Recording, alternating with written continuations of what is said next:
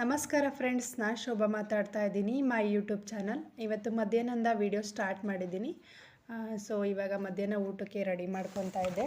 Tomato ಹಣ್ಣು ಹಾಕ್ಬಿಟ್ಟು ಹಸಿ ಕಾಳಿತ್ತು, ಸ್ವಲ್ಪ ಸಾಂಬಾರು ಮಾಡ್ಕೊಂಡಿದ್ದೆ. ಟೊಮಟೆ ಹಣ್ಣು ಖಾರ ಥರ ಮಾಡಿದ್ದೀನಿ. ಇನ್ನು ಮುದ್ದೆ ಕೂಡ ಮಾಡ್ಕೊಂಡಿದ್ದೀನಿ. ನಮ್ಮ ಮನೆಯವರು ಮನೆಯಲ್ಲೇ ಇದ್ದರು, ಕೆಲಸ ಮಾಡ್ಕೊತಾ ಇದ್ದರು. ಹಾಗಾಗಿ ಅಡುಗೆ ಕೂಡ ಮಾಡ್ಕೊತಾ ಇದ್ದೆ. ನೋಡಿ, ಇವಾಗ ಕೆಲಸ ಮಾಡ್ಕೊತಾ ಇದ್ದರು. ಹಾಗಾಗಿ ನಾನು ಮಧ್ಯಾಹ್ನ ಆಗಿತ್ತಲ್ಲ, ಹಾಗಾಗಿ ಅಡುಗೆಗೆ ರೆಡಿ ಮಾಡ್ಕೊತಾ ಇದ್ದೀನಿ. ಸ್ವಲ್ಪನೇ ಹಸಂಡೆ ಕಾಳಿತ್ತು, ತರಕಾರಿ ಏನಿರಲಿಲ್ಲ. ಹಾಗಾಗಿ ಎರಡು ಟೊಮೊಟೊ ಹಾಕ್ಬಿಟ್ಟು ನಾನು ಸಿಂಪಲ್ಲಾಗಿ ಸ್ವಲ್ಪನೇ ಟೊಮೊಟೊ ಖಾರ ಮಾಡ್ಕೊಂಡಿದ್ದೆ. ಇನ್ನು ನನ್ನ ಮಕ್ಕಳಿಗೆ ಅವರು ರೈಸ್ ತಿಂತಾರಲ್ವ, ಹಾಗಾಗಿ ಅವ್ರಿಗೆ ಪುಳಿಯೋಗರೆ ಗೊಜ್ಜಿತ್ತು ಬೆಳಗ್ಗೆದು, ಅದನ್ನೇ ಅವ್ರಿಗೆ ಹಾಕ್ಕೊಡ್ತೀನಿ, ತಿಂದ್ಕೊತಾರೆ. ಇನ್ನು ನಾವಿಬ್ರು ಮುದ್ದೆನೂ ಅನ್ನ ಸಾಂಬಾರು ಊಟ ಮಾಡ್ಕೊತಾ ಇದ್ದೀವಿ. ಇನ್ನು ನಮ್ಮ ಮನೆಯವ್ರಿಗೆ ಟೈಮ್ ಆಗಿತ್ತು ಅಂತೇಳಿ ಮಧ್ಯಾಹ್ನ ಊಟಕ್ಕೆ ಕೊಟ್ಟಿದ್ದೀನಿ. ಅವರು ಊಟ ಮಾಡ್ಕೊತಾಯಿದ್ರು. ಸೈಡಿಗೆ ಸೌತೆಕಾಯಿ ಇತ್ತು, ಅದನ್ನು ಕೂಡ ಕಟ್ ಮಾಡಿಕೊಟ್ಟಿದ್ದೆ. ನೋಡಿ, ಸಾಂಬಾರು ಈ ರೀತಿ ರೆಡಿಯಾಗಿತ್ತು. ತುಂಬ ಚೆನ್ನಾಗಿತ್ತು, ಟೇಸ್ಟಾಗಿ. ಇನ್ನು ನಾನು ಕೂಡ ರೆಡಿಯಾಗಿದ್ದೆ, ಊಟ ಮಾಡ್ಕೋಬೇಕಾಗಿತ್ತು. ನನ್ನ ಮಕ್ಕಳು ಮನಗಿದ್ರು ಇಬ್ಬರೂ. ಹಾಗಾಗಿ ಅಷ್ಟರಲ್ಲಿ ಅವ್ರಿಗೆ ಸ್ನ್ಯಾಕ್ಸಿಗೆ ಏನಾದರೂ ರೆಡಿ ಮಾಡಬೇಕಾಗಿತ್ತು.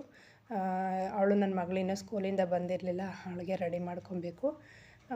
ಇವಾಗ ಕಡಲೆಕಾಳಿತ್ತು, ಕಡಲೆಬೇಳೆ ಕಾಳು, ಅದನ್ನು ವಡೆ ಮಾಡಬೇಕಂತ ಹೇಳಿ ಇವಾಗ ಸ್ವಲ್ಪ ಹೊತ್ತು ನೆನೆಸಿಡ್ತಾ ಇದ್ದೀನಿ ನೀರು ಹಾಕಿ.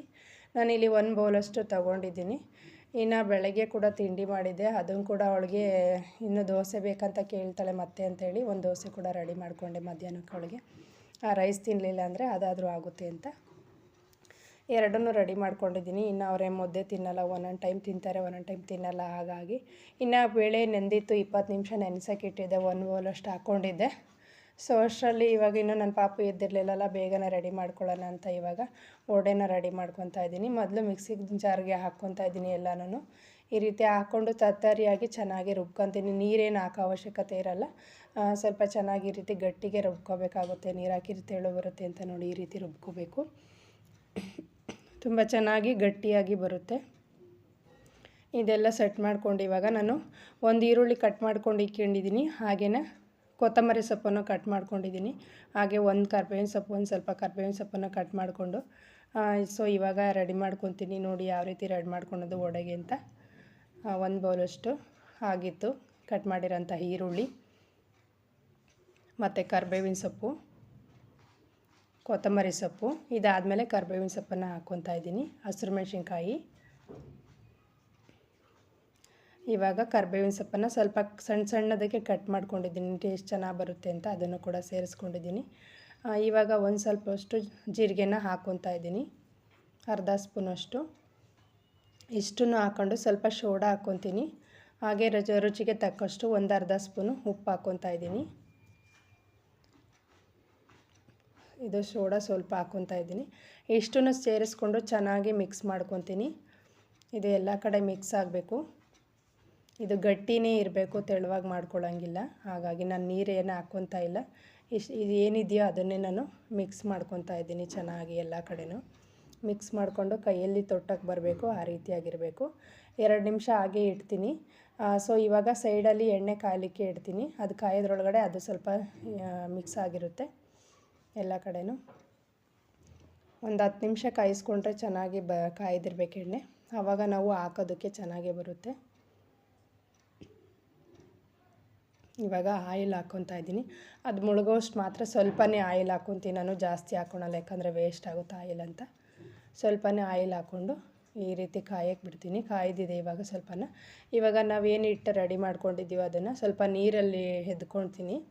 ನೀರು ಇಟ್ಕೊಂಡಿದ್ದೀನಿ, ಅದರಲ್ಲಿ ಎದ್ಕೊಂಡ್ಬಿಟ್ಟು ಈಗ ಉಂಡೆ ಮಾಡಿಕೊಂಡು ಸ್ವಲ್ಪನೇ ಕೈಲಿಗೆ ತಟ್ಕೊತೀನಿ ರೌಂಡ್ ಶೇಪಲ್ಲಿ. ನಿಮಗೆ ಯಾವ ಶೇಪಲ್ಲಿ ಬೇಕು ಆ ಶೇಪಲ್ಲಿ ಮಾಡ್ಕೋಬೋದು. ನನಗೆ ರೌಂಡ್ ಇಷ್ಟ ಆಗುತ್ತೆ, ವಡೆ ಅಂದರೆ ರೌಂಡಲ್ಲೇ ಬರುತ್ತಲ್ಲ, ಹಾಗಾಗಿ ರೌಂಡ್ ಶೇಪಲ್ಲೇ ಮಾಡ್ಕೊತಾ ಇದ್ದೀನಿ. ಈ ರೀತಿ ತೆಳ್ಳಗೆ ಬರೋಂಗೆ ಮೀಡಿಯಮ್ ಸೈಜಲ್ಲಿ ಮಾಡ್ಕೊತಿದ್ದೀನಿ. ಜಾಸ್ತಿ ಹರ್ವನೂ ಮಾಡ್ಕೊತಾ ಇಲ್ಲ, ಚಿಕ್ಕದಾಗೆ ಮಾಡ್ಕೊತೀನಿ. ಚಿಕ್ಕದಾಗಿದ್ದರೆ ಮಕ್ಳಿಗೂ ತಿನ್ನೋಕ್ಕಾಗುತ್ತೆ, ಚೆನ್ನಾಗಿ ಇಷ್ಟ ಆಗುತ್ತೆ. ನನಗೆ ಇಷ್ಟ ಆಗುತ್ತೆ. ಹಾಗಾಗಿ ಈ ರೀತಿ ಒಂದು 4-5 ಹೀಗೇನು ಹಾಕ್ಕೊತಾ ಇದ್ದೀನಿ. ಚಿಕ್ಕ ಬಾಣಲಿನೇ ಇಟ್ಕೊಂಡಿದ್ದೀನಿ, ಚಿಕ್ಕದಾಗಿ ಮಾಡಿಕೊಂಡು ಸ್ವಲ್ಪನೇ ಹಾಕ್ಕೊಳ್ಳೋಣ ಅಂತ. ಹಾಗಾಗಿ 4-5 ಹಾಕ್ಕೊಂಡು ಎತ್ತಿಟ್ಕೊತೀನಿ. 1-2 ಸರಿ ಕರೆದ್ಕೊತೀನಿ ಈಗ.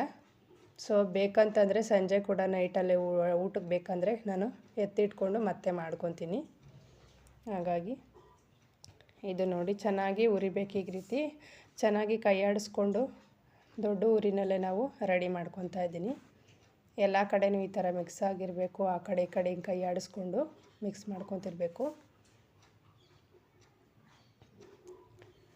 ಚೆನ್ನಾಗಿ ಕುದಿಬೇಕು. ಈಗ ನೋಡಿ ಈ ರೀತಿ ಬಂದಿರುತ್ತೆ. ನಾವು ಹೀಗೆ ಕೈ ಆಡಿಸ್ಕೊಂಡು ತಿರುವಾಕೊತಾ ಇರಬೇಕು. ಒಂದೊಂದು ಕಡೆ ಬೆಂದಿದೆಯಾ ಅಂತ ನೋಡಿಕೊಂಡು. ಈಗ ಕರೆಕ್ಟಾಗಿ ಈ ಥರ ಬಂದಿತ್ತು.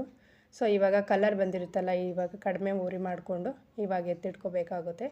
ನೋಡಿ ನಾನೊಂದು ತಟ್ಟೆಗೆ ಹಾಕ್ಕೊತೀನಿ. ತುಂಬ ಚೆನ್ನಾಗಿ ರೆಡಿಯಾಗಿತ್ತು.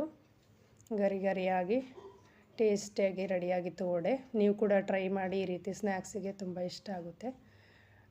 ಸೊ ಸಿಂಪಲ್ಲಾಗಿ ರೆಡಿಯಾಗಿತ್ತು. ಒಂದು ಬೌಲ್ ಆದರೆ ಒಂದು 15 ಆದರೂ ಆಗಿರುತ್ತೆ. ಎಲ್ಲರಿಗೂ ಆಗಿರುತ್ತೆ ಮನೆಗೆ. ಇವಾಗ ರೆಡಿ ಆಯಿತು. ಇನ್ನೇನು ಎತ್ತಿಟ್ಕೊತೀನಿ. ನನ್ನ ಮಗಳು ಬರೋ ಟೈಮ್ ಆಗಿರುತ್ತೆ. ಬಿಸಿ ಬಿಸಿ ತಿಂತಾಳೆ. ನಮ್ಮ ಮನೆಯವರು ತಿಂತಾರೆ. ಸಂಜೆ ಟೈಮಲ್ಲಿ ಬೇಕಂತಂದರೆ ಇನ್ನೂ ಎತ್ತಿಟ್ಕೊಂಡಿದ್ದೀನಿ ಸ್ವಲ್ಪನ, ಅದು ಸಂಜೆ ಬೇಕಂತ ಮಾಡ್ಕೊತೀನಿ. ಸೊ ಇವತ್ತಿನ ಊಟ ಹೀಗೆ ರೆಡಿಯಾಗಿತ್ತು. ಸೊ ಇನ್ನು ನನ್ನ ಮಗಳು ಎದ್ದಿರ್ತಾಳೆ. ನನ್ನ ಮಕ್ಕಳು ಇಬ್ಬರು ಎದ್ದಿರ್ತಾರೆ. ಅವರು ಇನ್ನೂ ರೆಡಿ ಮಾಡ್ಕೊಂಡು ಅವ್ರಿಗೆ ಊಟ ತಿನ್ನಿಸ್ಕೊತೀನಿ. ನನ್ನ ಮಗ ಆಟ ಆಡ್ಕೊಂಡು ಬಂದಿದ್ದ ಆವಾಗಲೇ ಎದ್ದು. ಸೊ ಅವನ್ನ ಎತ್ಕೊಂಡಿದ್ದೆ. ಇವಾಗ ನನ್ನ ಮಗಳನ್ನ ಕರ್ಕೊಂಬರೋಕ್ಕೆ ಹೋಗಬೇಕು.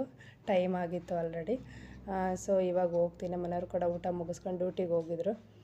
ಇವಾಗ ನಾನು ಹೋಗಿ ಕರ್ಕೊಂಡು ಬಂದು ಮನೆಗೆ ಇವಾಗ ಊಟ ಕೊಡ್ತೀನಿ. ಮತ್ತು ಟ್ಯೂಷನಿಗೆ ಕಳಿಸ್ಬೇಕು ಅವಳಿಗೆ. ಹಾಗಾಗಿ ಓಕೆ ಫ್ರೆಂಡ್ಸ್, ಇವತ್ತಿನ ವಿಡಿಯೋ ಇಲ್ಲಿಗೆ ಎಂಡ್ ಮಾಡ್ತಾಯಿದ್ದೀನಿ. ವಿಡಿಯೋ ಹೇಗಿದೆ ಅಂತ ಸೊ ಒಂದ್ಸರಿ ಕಾಮೆಂಟ್ ಮಾಡಿ, ಲೈಕ್ ಮಾಡಿ, ಶೇರ್ ಮಾಡಿ.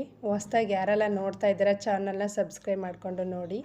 ಹಾಗೆ ಶೇರ್ ಮಾಡಿ ಎಲ್ಲರಿಗೂ. ನಿಮ್ಮ ಫ್ರೆಂಡ್ಸ್ಗೆ ರಿಲೇಷನ್ನ ವೀಡಿಯೋನ ಶೇರ್ ಮಾಡ್ಕೊಳ್ಳಿ. ಸೊ ಇವಾಗ ಮಗುನ ಕರ್ಕೊಂಬರೋಕ್ಕೆ ಹೋಗಿದ್ದೆ. ಇಲ್ಲಿಗೆ ಎಂಡ್ ಮಾಡ್ತಾಯಿದ್ದೀನಿ ಫ್ರೆಂಡ್ಸ್. ಇನ್ನೊಂದು ವೀಡಿಯೋದೊಂದಿಗೆ ಸಿಗ್ತೀನಿ. ವಾಚ್ ಮಾಡಿದ್ದಕ್ಕಾಗಿ ಧನ್ಯವಾದಗಳು. Thank you. ಬಾಯ್.